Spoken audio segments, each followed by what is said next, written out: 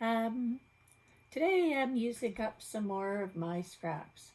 You know, I really like using all of these pieces of leftover strips that are shorter than necessary, but I will use them up somehow. So I usually put colorways together. This one is a beigey yellow combination. I have one here that's a bit more gold in color. You see, they're just random width strips that I can use for a variety of different things. And I tend to use a lot of similar colors when I sew these things up. So I'm making up a pattern today because I want to use a whole bunch of these up. And it's easy. I'm easy. I like to make things easy.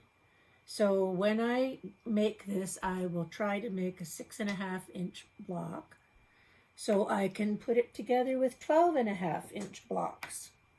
And that just sews together easily. It's not a big fussy thing, and there's not a lot of seams that have to go into things other than making these. But if you are worried about the time commitment to sew all these together, well, I'm not in a hurry when I make my quilts. I don't have to get them done by a certain time, and I just I like the fact that I can use up the things that I've got. So here's my pattern. I'm going to make a heart, which is very, very easy. It's early for Valentine's Day, but it's not a Valentine's Day heart. It's Christmas heart. There you go. So I just draw around my 6.5-inch square on a piece of paper. This piece of paper is also recycled. There was a pattern that I printed out on the back. So then I make sure that I remember about my seam allowances around the outside, because that's just a given. I have to think about that. So if I don't sort of mark them on there, quite often I will forget, and then my squares turn out to be too small. So the first thing to do here, I find the center point because I want to divide this in half so I can make a heart shape on both sides. The different ways you can do that: I can cut this out, I can fold it in half, press it, then I'll find the center point. But since I'm just sitting here at my desk, I'm just going to draw a diagonal in the middle that way, draw a diagonal in the middle this way, corner to corner. There's the center point. Easy peasy. Now I know if I want to draw this halfway down the middle, make it even sides, even there, I know I've got the center point, and it's a square ruler, so if I put the top and the bottom back on the line that I drew, there's the halfway point. Halfway point. So any heart has two halves. You make each of them, you fold them together, they're even on both sides. That's easy enough to do. So I also need to find this line here across this axis. So I've got my two axes on the piece of paper. So the first thing I want to do is join up this point here with this point here. This is going to be the colored piece. This there and there. This is the colored piece. See? Two bottom halves. So you know right away that these are half square triangles. Now the top part, instead of doing it directly there, I would probably take a 2-inch square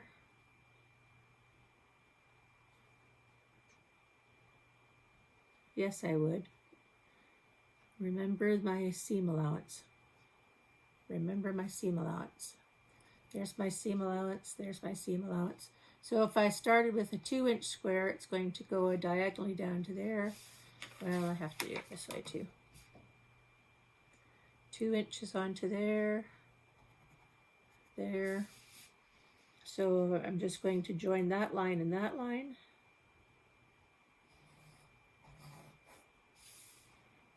Remember, the seam allowance is on there.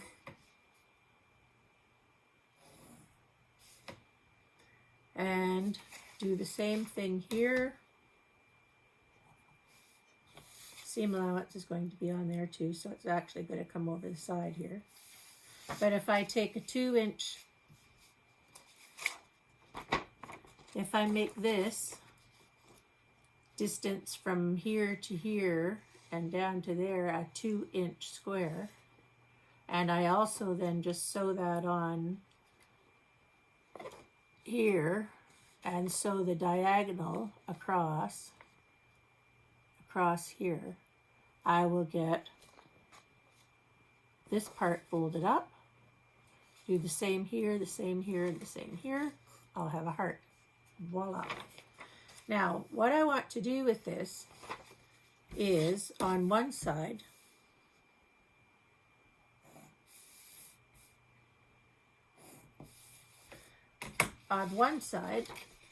I want to use this fabric, and on the other side, I just want to use a piece of fabric that is the size of that 3.5 inches by 6.5 inches, and that will be one side. I find that if I use both sides with all of those seams, it gets to be too lumpy and bumpy. So one side works really well as just a piece of fabric. And in my scrap bag, I can find lots of pieces of fabric that are 3.5 inches by 6.5 inches.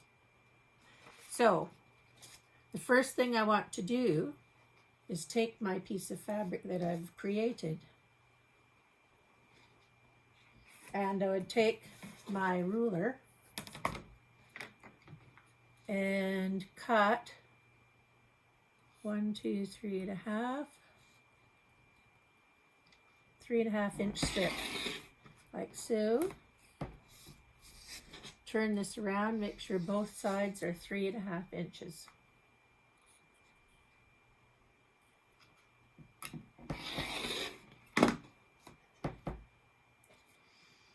Now with my 6.5 inch ruler, I just lay it on top here. Oh, that's going to be right on a seam. Let's see. Lay it on top and cut the top, turn it around, and cut the bottom just to make them nice and even. So there is one side. Let's say here is the other side. And all I have to do is sew my triangles on the top and down the side. Then join these two together, and I have a nice heart.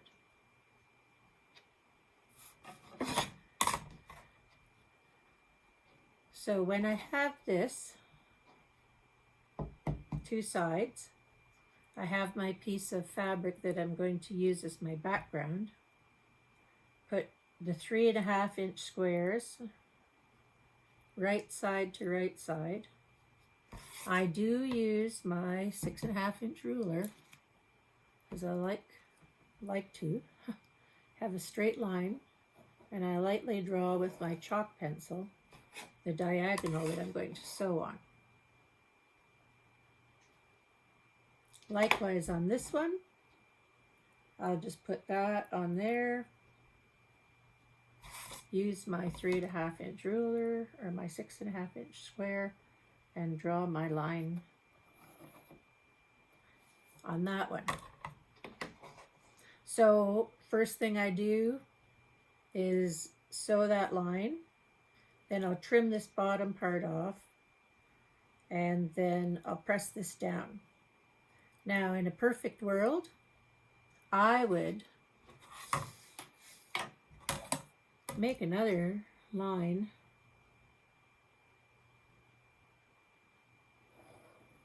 there, and I would sew both of those lines This one then, when it's sewn, I can press that open and I have myself a 2.5-inch square. And little buckets of 2.5-inch squares come in handy sometimes, especially when they're already made and they're already pressed. So I would sew both of those lines and then cut through the center. Take this one that I want, press it down. This one that I'm saving for later, I'll put it in my 2.5-inch square bin, and that will be a useful thing sometime in the future. I've got a little bin full of those already. So there we go. I'll just set these two aside and show you one that's already done. So they turn out nicely, and they are 6.5 inches. So that makes it easy for me to join them up together and use a 12.5-inch square ruler to square them up. So I'll show you my progress so far. So I've decided to put 2 facing down and 2 facing the opposite direction up. And right now what I'm doing is sort of matching colorways, sort of. So the diagonal ones are kind of matchy. Down here they're sort of matchy. But it's all pretty much pastel-y in flavor. Now you see the pieces that I've used to do the block in between are really just basic. Off with 4 pieces of fabric that were 14 inches square. I placed 2 of them face together and sewed the diagonal seam and cut it in half. And then I took each of those pairs and mixed them up so that they weren't exactly the same piece of fabric on all 4 pieces. But I have 2 that are a little bit darker value and 2 that are a bit lighter in value. And I'm going to join them up that way. So this is the beginning of another scrappy quilt, and it's all, you will notice that this one has a seam here because the piece of fabric I had was not big enough to make it. There's also a seam in this one up here. There's also a seam there to make this piece of fabric big enough for the square that I wanted. But in the long run, when it's sewed together and quilted, those seams don't really make a difference in my quilts because they hardly are visible unless you're really looking for them. And I just like the fact that it's going to be a lovely scrappy quilt, and it's going to finish off quite quickly, and it's kind of fun to make.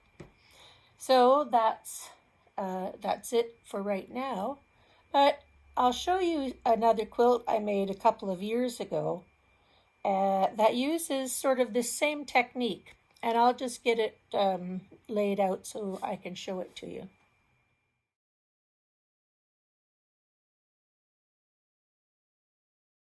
So here's a section of a quilt I made in 2014. I really like this quilt, and it was a lot of fun to make. But in this case, I did exactly the same thing I'm doing now, only in a bigger scale. The blocks here are 12.5 inches. See, 12.5 inches. And what I did was just have a big section of sewn together strips, and I just made a curve on both sides. Whoops. Can't hold and show my finger at the same time. I just made a big curve on both sides, and it was kind of free form. I just used my rotary cutter and cut it. And then I used a solid fabric on either side and then squared it up so that it was, in fact, 12.5 inches. And I used a variety of colors. And then the blocks in between, I made birds. They look like birds to me. See? And again, it was basically just making something. Here's my block. So the bird and the border of the bird makes a nice 12.5 inch block.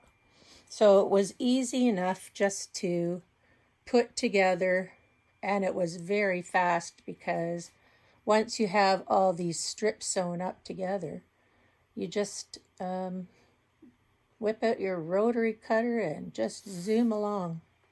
The birds took a little bit of time to make. They were kind of fun to make, but again, it's all scrappiness. And maybe they don't look like birds to you, but I know that I made them as birds. So this is a big sort of exactly the same, only bigger scale as the little hearts on the wall are today. I'll show you one more quilt where I used little strips, but in a totally different way. No curves this time. Okay, this is kind of like a log cabin variation. It's just sewing a square and sewing a strip around the square and then sewing another strip around the square until you get to the size that you want. Now, the thing that a lot of people like to do is to make sure that they have everything uniform and the same size. But as you see here, all my centers were dark red. And then I had a black or very dark, thin strip around. And then a light strip that was wider. And then another dark strip that was thin, and a light strip around that was wide as the other one was here. And then all I did was, when I joined the blocks together, I used black as my sashing in between the blocks. And it looks like it's, red and black and white, but it's a lot more than just black. There's dark blue and dark gray, and the white or light sections are far from white, but they have just a low volume, and some of them have even like the cherries down there. They're quite bright, and some of them have words on them. But I decided when I made my squares that I would make my squares a 10-inch square. So the idea was to keep it quite uniform. And after each section that I sewed around, I did square them up. But you can do that in kind of a chain piecing thing. Sew one, sew one, sew one, then square a whole bunch up at one time. So it didn't really take all that long to do, but there's some nice use of fabric to use up, and it does use up a lot of scraps. This is one of my favorites, and I have a nice selection of quilts that I keep and rotate on my beds, and they all get used, and I have a good time making them. So that's it for today. I just hope you keep looking at your scraps and valuing those scraps, because they make really nice quilts, and you pay for the fabric, so you may as well make use out of it. You just have to select what you can do with it and make some fun projects with it. So that'll be it for today. It's November, so it's sort of getting into quilting season again. Making lots of quilts these days. Anyway, I hope you enjoyed this little video, and come back again in another couple weeks. I'll probably have a whole new project done and another one started. So see you then. Bye.